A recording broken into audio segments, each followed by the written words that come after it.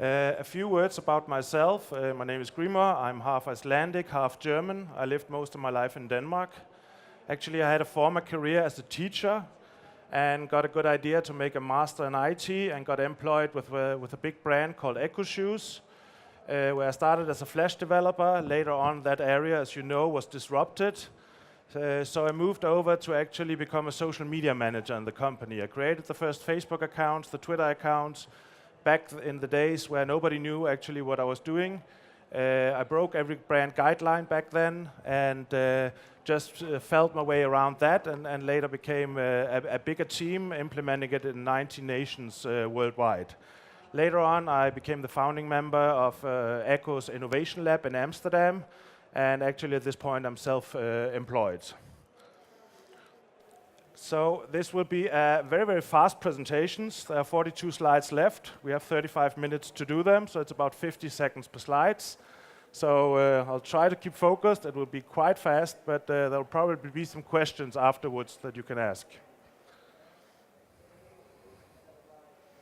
And technology is a tricky thing. As we also heard in the speaks this morning, the future is actually now. The only difference here is that it's not very evenly distributed. So we see a lot of large traditional companies struggling with the issues, and we see a lot of small, very fast companies who are actually moving very fast in this area. To give you a picture of how this looks, this is actually a slide showing how much time did it take to reach 50 million users. So if you see, for the TV, it took about 75 years. If you talk about radio, it took about 38 years. Telephone, 75 years, radio, 38 years, TV, 13 years. And for the internet, it took about 4 years to reach 50 million. But Facebook actually added double the amount in 9 months. And Angry Birds, the little game you probably know from your phone, it actually took 35 days to reach these numbers. So it's possible today with a very small team, with a very agile approach, to actually reach those numbers in no amount of time.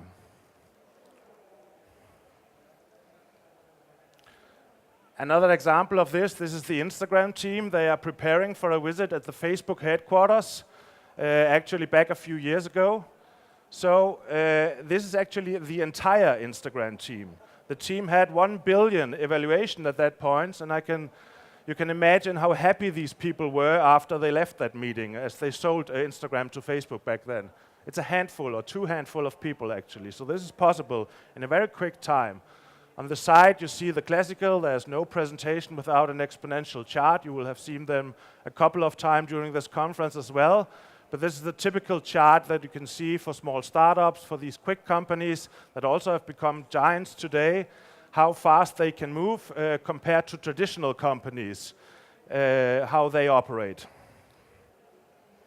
So what we talk about these days is actually called digital Darwinism. So it's a topic when society and technology, they evolve faster than our ability to actually adapt to them. This is a big struggle for a lot of companies. So a little case story on this. This was in summer 2010. I was preparing for an executive meeting where I was going to present what I did on Facebook. And you know, I got these free hands to do it. People were beginning to laugh at it, and I saw a lot of executives standing around talking about, yeah, well, social media is for our kids. It's not real. It will go away in a few years. Just calm down. It's no threat to us. And this was kind of the picture I get to my mind when I think of that time in 2010. In 2016, I was preparing for a very similar executive meeting, and I was looking at the clock all the time because we were 5 or 10 minutes late to start the meeting. And actually, everybody in the room was waiting, and that was because the chairman was actually looking at snaps from his child. So we had to wait for the snaps. It was 6 years later, the same people. This is very similar to the German car industry. They looked like this in 2010. And 6 years later, it was more or less like this. Complete blackdown with e-mobility, with self-driving cars, beginning slowly to wake up. But 6 years ago, they were also laughing at this topic. So the future is extremely hard to predict. This is done by very very strong analyst company who back in the days actually predicted the use of mobile phones. What you can see on the brown line is actually how it went. They predicted the turquoise line. So you can see there's a huge gap between those predictions and actually what did happen in those around 6 years. And change is not very easy. I will show you this video. It's taken from an interview with Steve Ballmer, who was the CEO of Microsoft. And this video was released just after Steve Jobs had announced the iPhone. Have a look. Steve, let me ask you about the iPhone and the Zune, if I may. The Zune was getting some traction, then Steve Jobs goes to Macworld and he pulls out this iPhone. What was your first reaction when you saw that? $500 fully subsidized with a plan? I said, that is the most expensive phone in the world, and it doesn't appeal to business customers because it doesn't have a keyboard, which makes it not a very good email machine. Now, it may sell very well or not.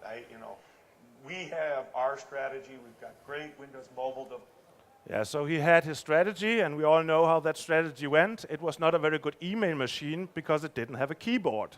And we are talking about the CEO of Microsoft back then, so it is extremely hard to predict how the future will be.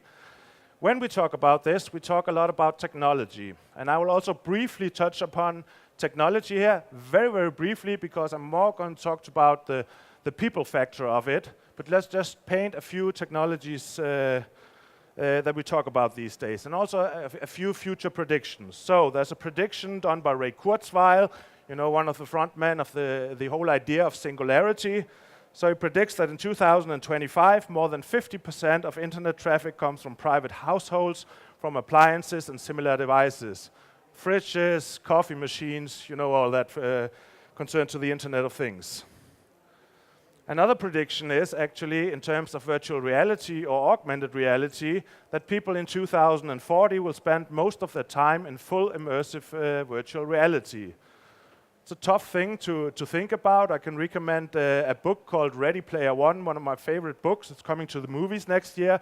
That will give you a glimpse of how they see the future in 2040, living in this full immersive virtual reality world.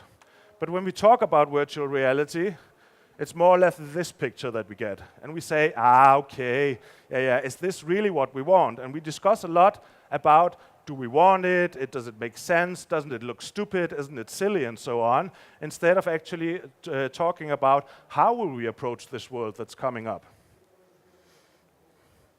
So another future prediction, blockchain. And we all talk about blockchain, and the word blockchain is hovering around the building as well, and hardly anybody of us knows what it actually does mean. So in 2025, the first government collects taxes through blockchain technology. I don't know if it's going to be true, but especially the banking sector is terrified of this technology. So also AI, and I will go a little more in depth with artificial intelligence, and there's a prediction here, and I would actually like to ask the audience, do you think that this prediction is going to be true in 2027? Please raise your hands if you think it's going to be possible. Yeah, so I think about a third of the audience thinks it's possible. The answer is actually 2014, where a Japanese company invited the first AI into the board. I think it's a lot about a PR story. It's an artificial intelligence company, but it's probably only going to be the first step. This will probably, in my opinion, happen very soon. So to explain a little more about artificial intelligence, I found this very old school video from the 1980s. There's a layer on top of that video, and I'll try to talk you a bit through the video here. To prepare you for it, it's going to be a video where the AI doesn't know how to control. The only thing the AI knows in this case is, I need to make most points possible. So it doesn't know how to control the game, it doesn't know anything else, it just needs to know, I need to make many points. And this is the video. So you can see the system is having a bit of a trouble hitting the ball here.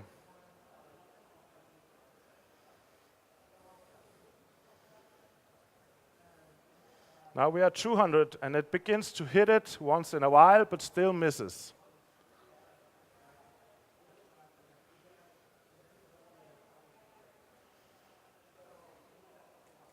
Controlling is actually a bit better now.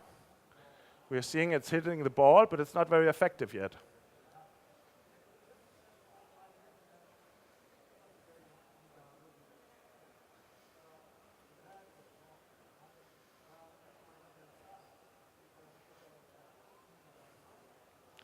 So after 600 runs, the system actually found out, okay, if I get behind, I will actually score a lot of points. So it managed to control the game, and now it managed really to get the big points out of the game. And you can see it begins to hit every time the ball comes down. It will throw the ball back behind to score maximum amount of points. If you see, this is 600 runs on a game that doesn't use very much IT power. So with the phone in your pocket, you can simulate these 600 dry runs in a few seconds. So actually, this AI is learning very, very quickly to actually be able to play this game very efficiently and more efficiently like human beings. We see it in these so-called narrow AIs. So if you talk about AIs that play chess, that we are already beginning to come ahead of computers, of human beings, that computers are coming ahead. They are doing that in those narrow AIs example because in that case, Deep Blue from IBM, it was only learned to play chess. But we are now slowly beginning to see those strong eyes who are able to adapt and learn. So when it comes to artificial intelligence, I'll again throw this exponential curve up on screen. We talked about these technologies in the 1980s. We were a bit disappointed about it. It was mostly, we knew it through computer games. We had a lot of expectations of the technology, so it came out as quite a big disappointment, and we talked about it being the snake oil of the time and so on. But actually, as far as we move towards the human performance and the human development, we will in a few years probably hit the time where those two curves, they collapse or they meet each other. And again, that's why the WTF tag is up there. We have no idea of where we're getting at that point. So it will be, we cannot describe it in words at the moment because we as human beings are very limited in, again, predicting the future, like Steve Ballmer was. So we're about halfway through, and my talk about technology will stop now, and we'll get into the people factor.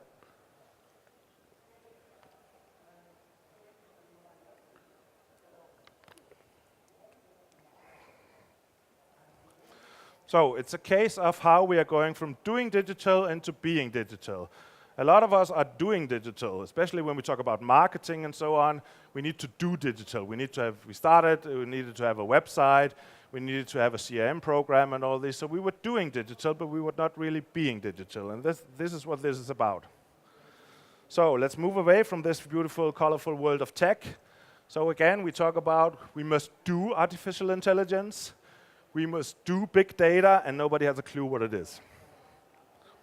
So it's about changing perspective. It's about changing organizations. It's about changing as human beings. It's about readiness for change from leadership, from employees, and so on. It's really about seeing the world in a different light.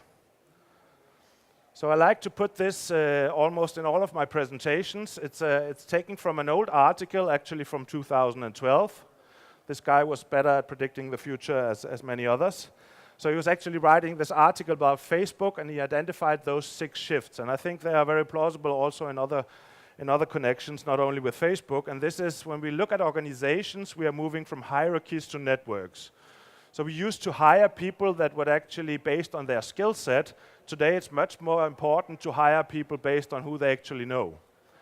In terms of leadership, we go from control. This is especially the case in Germany, where we have a lot of hierarchies and a lot of control, and we have a lot of roles of controlling this and that. We go into empowerment, and we also see this in startups, where empowerment is one of the main missions of the companies.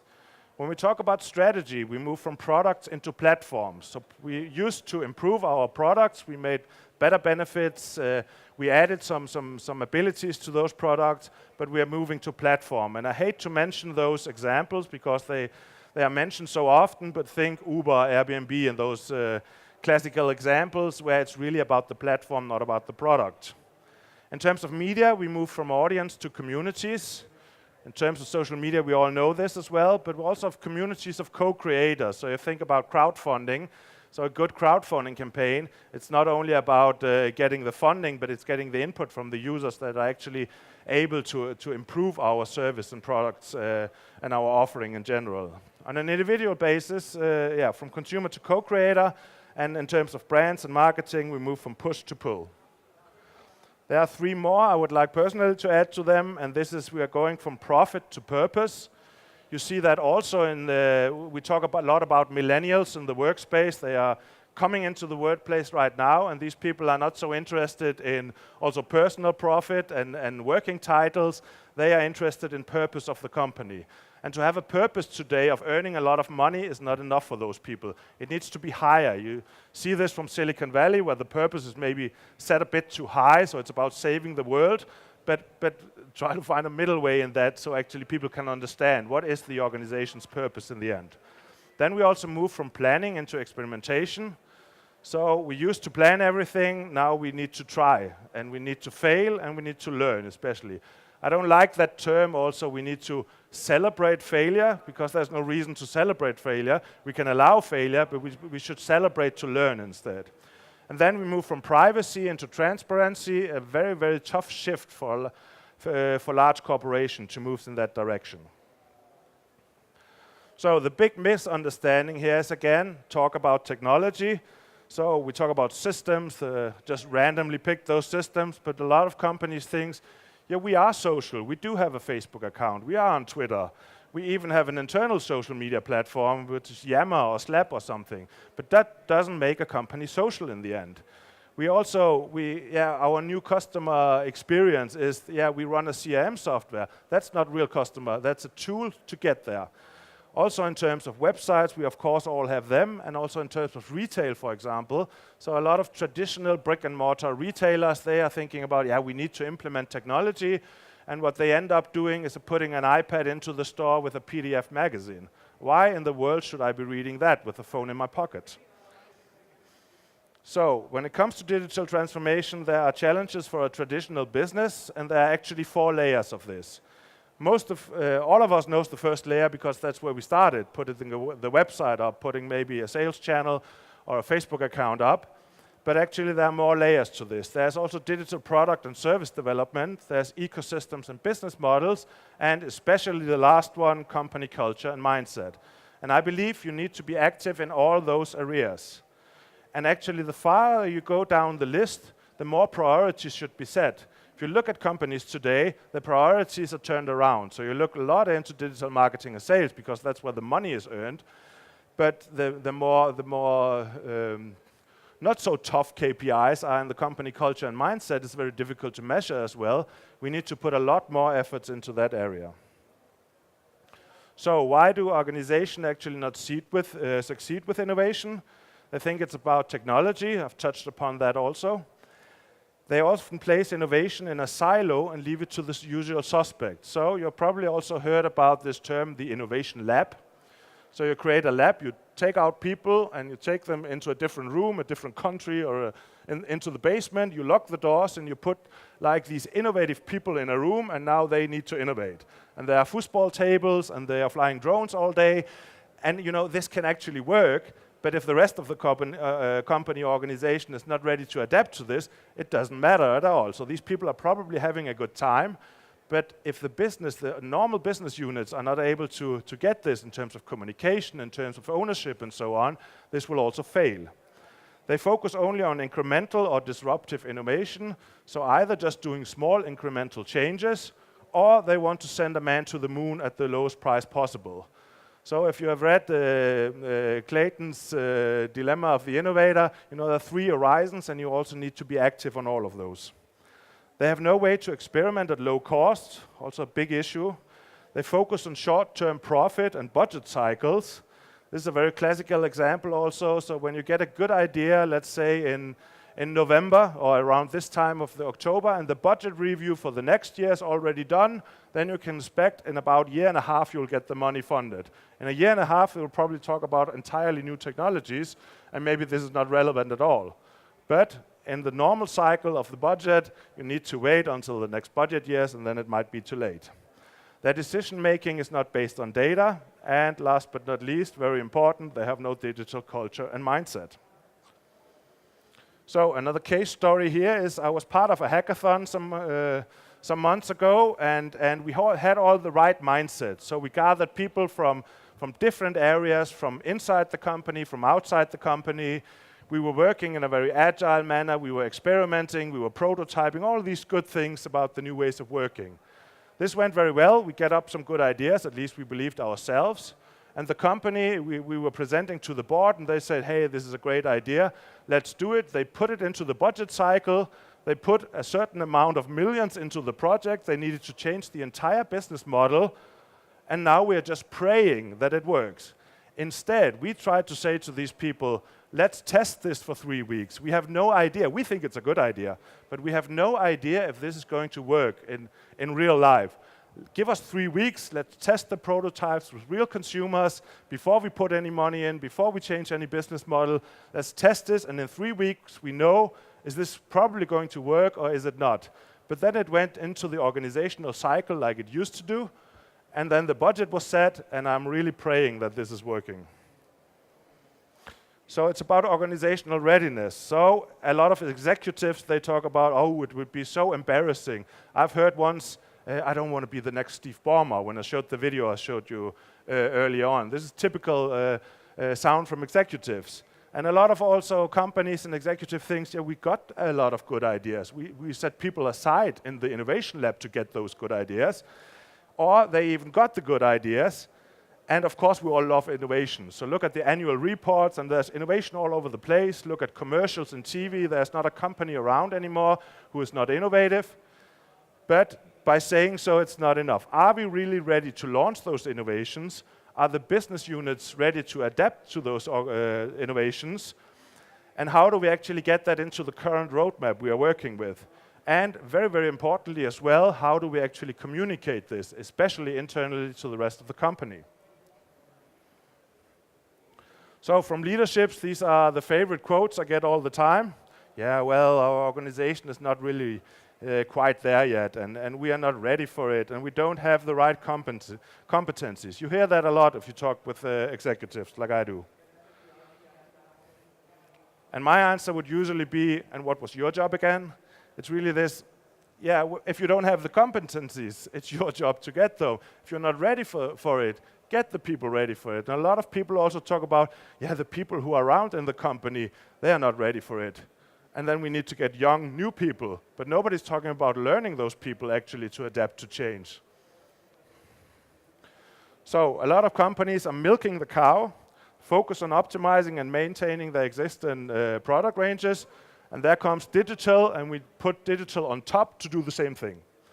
Also, if you look at bonus agreements and KPIs, they also aim to improve those. How many people in the room got KPIs on driving change?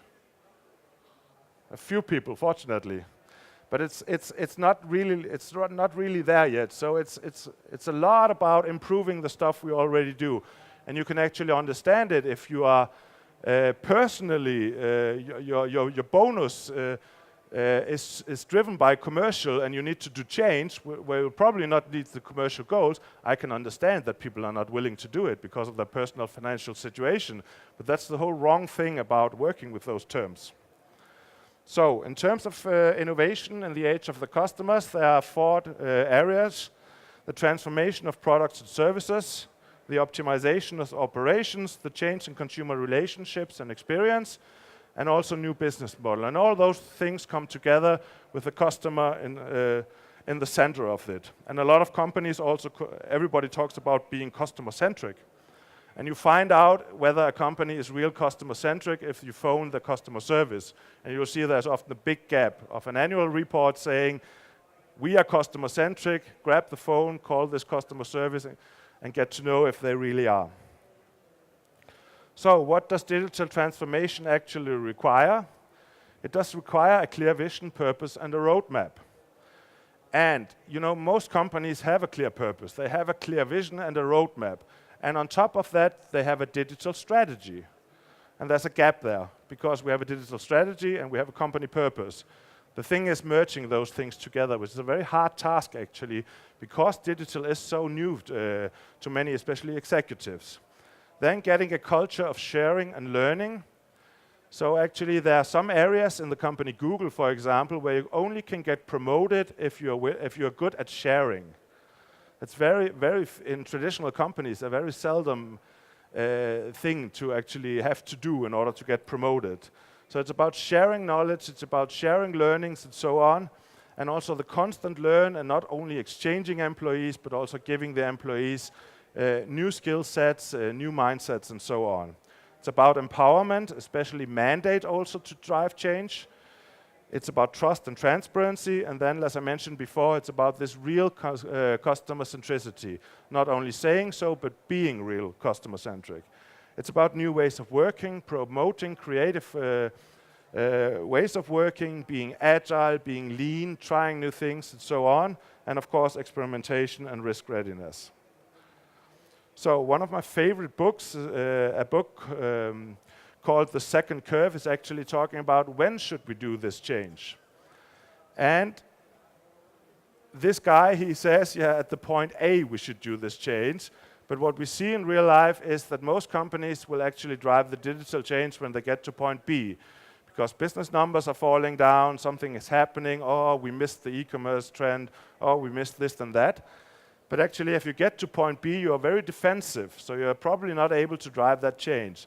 But on the other hand, it's very understandable how difficult it is to drive change at the point A, where you haven't reached your peak. That should actually, I recommend you to read the book, should be the best time actually to drive this change. It's before you reach the peak of the company. So let's return to artificial intelligence. There's a nice quote from Stephen Hawking, who is talking about how we actually treat artificial intelligence. So he's saying, if an alien race would contact us from outer space, send us a message and say, hey people, hey human beings, we'll be here in 5 or 10 years, then our reaction as human beings would be, okay, that's fine, we'll leave the lights on so you can see the landing space. It's more or less how we treat AI. So we're waiting, we are looking, but we are not really talking about how we, on an ethical side, also will deal with this technology. Fortunately, other peoples are doing. You see a lot of familiar faces up here. You see Mark Zuckerberg, Ray Kurzweil, which I mentioned, Elon Musk, of course, Dennis Hasabi is one of the main drivers behind artificial intelligence, Larry Page, all very known faces in the end. And the interesting thing is that they don't discuss if we want it, or they don't discuss if it looks silly, like in the VR example. They talk much more about how should we approach this. The downside of this is actually that a guy like Elon Musk, you see on this side of the screen, he's actually putting like a consortium together to discuss the ethics of artificial intelligence, because he's saying one day we will actually become slaves of artificial intelligence as human beings. And there's a very important discussion. And it's also a bit troublesome to think about that it's actually the people who are developing artificial intelligence are also deciding about the ethics. And that's the main reason they do that, is because organizations and we as a society and policy and or politics and so on, we are not able to grab this technology. So it's the people who are designing it who are also talking about the ethical sides of the technology and trying to regulate it. So my main conclusion about this, it's all about people, not technology. I was asked from an executive the other day, how do you actually see that? Found it a bit odd questions, but I said it's about 70-30. I don't know, probably other opinions also, but that's my take on it. And concluding in the end, yes, technology is very important. We also need to adapt to the technologies in the end. But most importantly, we need to build organizations that are able to handle and embrace constant change and adapt. So in 3 years' time, when we meet at the IMWorld 2020, we'll probably talk about complete other technologies. So what's really hot now will probably also make a difference in a few years, but there might be completely other technologies that are important to us by that time. So important is that we are able to change and adapt to technology, then any technology can come up, and we are ready to embrace and adapt to them. I think that was the word from my side. Thank you. Thank you. Well, it was so clear that I think that will be enormously, a lot of questions from the room. So, questions?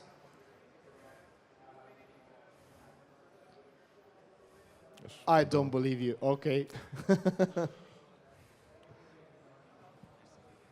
Hi, I'm Mircea. I'm curious, how do you see corporation embracing the change. How do you see corporations getting rid of the 3 or 5 years planning instead of a more agile approach to new products, new platforms, whatever? Thank you. I think it's about really to adapting to the new mindset. Instead of getting an agency to help you with your artificial intelligence strategy, get the company prepared. Or if it comes to IoT, everybody can buy IoT, and everybody can get somebody to make a device connected. But the thing is, as a company, you won't be able to succeed if you're not ready internally to work with these technologies. So start, if you think about those 4 layers I talked about, start at the bottom layer. Put the most effort into that. Change the culture and mindset first, then you are able to adapt to any technology. So it's really about acknowledging this, but it's difficult because it's against the commercial goals. It's against the bonuses and KPIs. It's against so many things that are so implemented in those corporations today that it's very difficult to go away. And it's also about everybody needs to change. The executives need to change, but I, as worker in a company, also will need to adapt to change if I'm not going to let the millennial come in from the side and change everything, which is difficult for him as well because of those setups in the organization. So it's really acknowledging that it's a question about changing organizations more than a question about technology. Okay, over there. Hello, I'm Horia. I think I have seen some corporations which were late with the digital revolution, and they have used a lot of money to catch up. Do you think it's enough to have billions of dollars, and you can really catch up using them, or? It helps to have millions of dollars. Of course it does. But in the end, a lot of companies will still run behind. So a lot of companies in the classical sector, for example, they missed the e-commerce race. They missed it to Amazon, they missed it to all the usual suspects, and they are today trying to catch up in that area. And that's important as well. Of course you need to catch up, because if your sales are moving to online and mobile, of course you need to catch up. But they often put 100% effort into that, and that race is lost. So they again should adapt, try to change the company, because in 3 years' time we will also talk about disruption from new technologies. And they need to be ready to maybe be the first movers on that, or maybe not the first movers, but they need to be ready to adapt to those technologies, or they will lose again and run behind all the time. So if you manage to do this change, you might have lost the first war, but there will be another war, and maybe you will get into those at a quicker time. And if you are doing it a lot of times, you can lose those millions like a lot of times and run out of billions. You can do that, but hopefully you will also learn. Yeah. Okay, over here.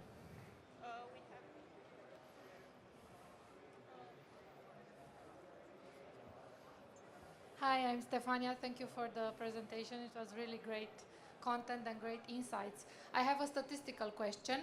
From 10, let's say, 10 companies that you're speaking to, clients, okay, your clients, how many end up with an iPad with a catalog PDF? Many.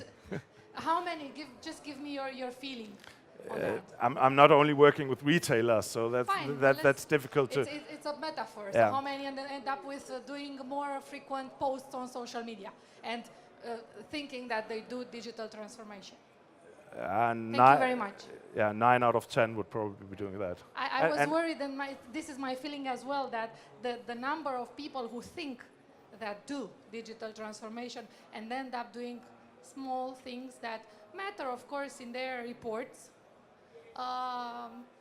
It's a cultural and mental change that we have to go through. Thank you very much. Yeah. Sorry, but isn't this a paradox? Isn't this a paradox? You're talking about, I don't know, in 2020 we're going to do this and that and so on. But as long as 9 clients out of 10 are ending with the PDF on an iPad, so how the things are evolving? Because how? Yeah, it is a bit of a dystopian question in the end, because you also see, if you look at maybe this index called Fortune 500, so it usually took about 50 years to get a great exchange of those companies, new companies coming in. There was one company going in, one company out, and so on. Today, if you look at the 9 out of the 10 most successful companies, none of those companies did exist 15 years ago. So yes, a lot of companies It's will that fail. 1 out of 10. It's that 1 out of 10, I'm saying. That 1 out of 10. Yeah. Because before you said 9 out of 10 are ending with a PDF on an iPad. So the 1 out of 10 is entering the Fortune 500 or something like that. Is that percent, the small percent? No, it's much quicker today. Okay. So you see a complete, if you look at the index today, you will see 9 companies, Facebook, Google, all of those companies, they didn't exist 15 years ago. Right. Earlier it would take 50 years to get a new company into the index, one get out because they were big and you couldn't disrupt them in a short amount of time. But today the most successful companies, they're all new. And this will continue if this change is not going to happen. Okay. Somebody else? There. Okay. Hello. So we've seen a lot of examples about artificial intelligence. We've seen robots talking, we've seen computers playing computer games and so on. I even saw a computer that was kind of painting. But I was wondering about, from the perspective of a company, what is the relation to artificial intelligence? Maybe you have some best use cases or some stories that happened where artificial intelligence actually played a good role in a company, or better said, how could artificial intelligence for a company or for an industry make more money or make it more productive and make it desirable for the company? Yeah, I think there are many cases. If you look at something like IBM Watson in the health sector, there are a lot of examples where artificial intelligence is beginning to show its real potential also. But I think, and that's also the conclusion in my talk, is I don't advise companies in artificial intelligence on how to use that. There are people that know much more about artificial intelligence than I do. My main point is to say you need to be ready to adapt to the technology. So work inside the company and be ready to adapt to change. Then you can embrace technologies like artificial intelligence and use those also commercially in the end to do that. But you need to make the first steps internally before you go out and buy technology and implement technology. There are also cases of people that are able, with lots of money, you can buy technology and you can also be commercially successful. But how will you adapt to the change coming in 3 years? That's something I cannot say now because I don't know what's happening, what technologies we talk about in 3 years. But I know that if you prepare your company to adapt to change, you can embrace that technology as well. So that's my main point.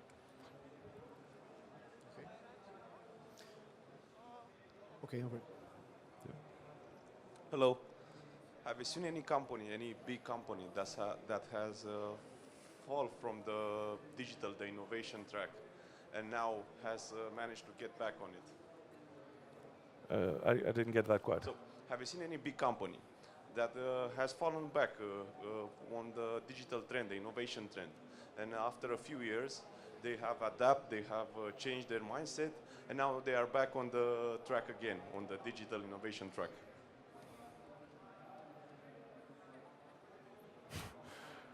It's tough for me to answer. We should connect on LinkedIn, and I'll find some examples for you. I can't come up with any spontaneous company of somebody who failed but is back on track. But I'll probably have saved some links that I can share with you afterwards then.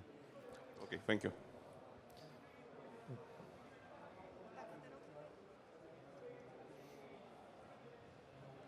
Hi, I'm Irina. I have a question related to people.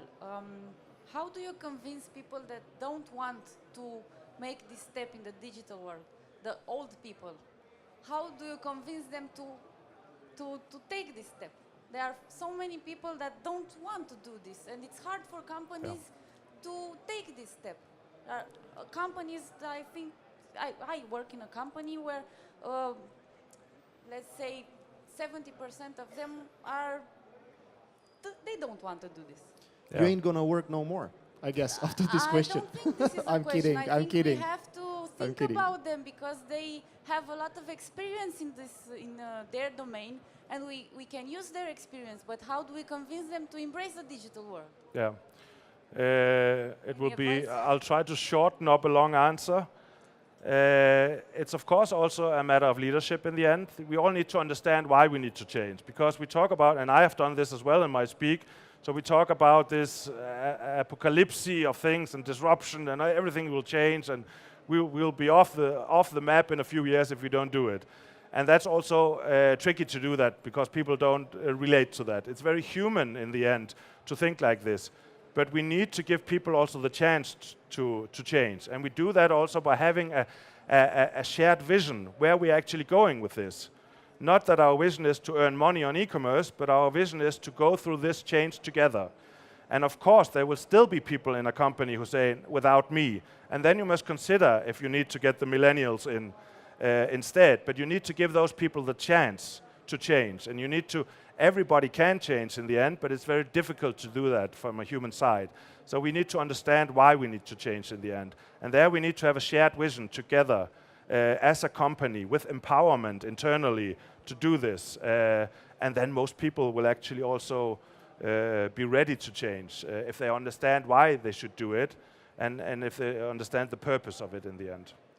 There's also another aspect I'm curious to ask you. I'll be the devil's advocate, you know. You always say, okay, adapt and invest in new technologies. Okay, let's say I'm a big company with a lot of employees and a lot of money to invest. How do I manage the risks? Because, for example, technology is not standardized.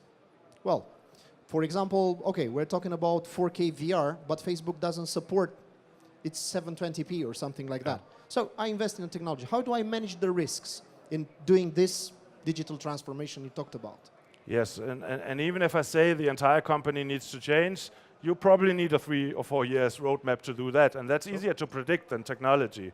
I think this is done through pilot cases. You also, in order to get people to understand it, you need to show them and not only tell them. Now, I'm saying these things, but you need to prove them as well. So you need to do some pilot cases. You need to convince people internally that it's working. And there you need mandate freedom to experiment, allowance of failure, agility, not the budget cycles we're used to, and all those elements. And then put aside not only people locked in a basement, but take people from around the company, set them together in different project groups, and allow those people to prove that this can work in order to convince the rest of the company. One more question over there. Okay, if you want to. Okay, so go. Okay, so my question, you have mentioned Steve Ballmer, and my question was really about not any company missing the start on digital transformation. It was about a big company, the size of Microsoft, because there were some corporations that have gotten in front of Microsoft with some things. And do you think that a company the size of Microsoft can use those billions they have aside in order to catch up or not? Yes, and actually to answer your question, Microsoft is a good example because they have catched up on a lot. They have a very different mindset today than they did a few years ago on many levels. So that might be an answer for your question to say there's a company who, again, it's very personal opinion like how I see it, but they might have missed some trends, at least agree on the mobile side, but they have moved very far in other areas, seeing these trends, and are today making some really exciting moves in that direction. So it is possible. So it might be possible if a change of mindset is there too. Yes, yes. Thank you. Thank you very much. Let's have a big round of applause for GRIMUR.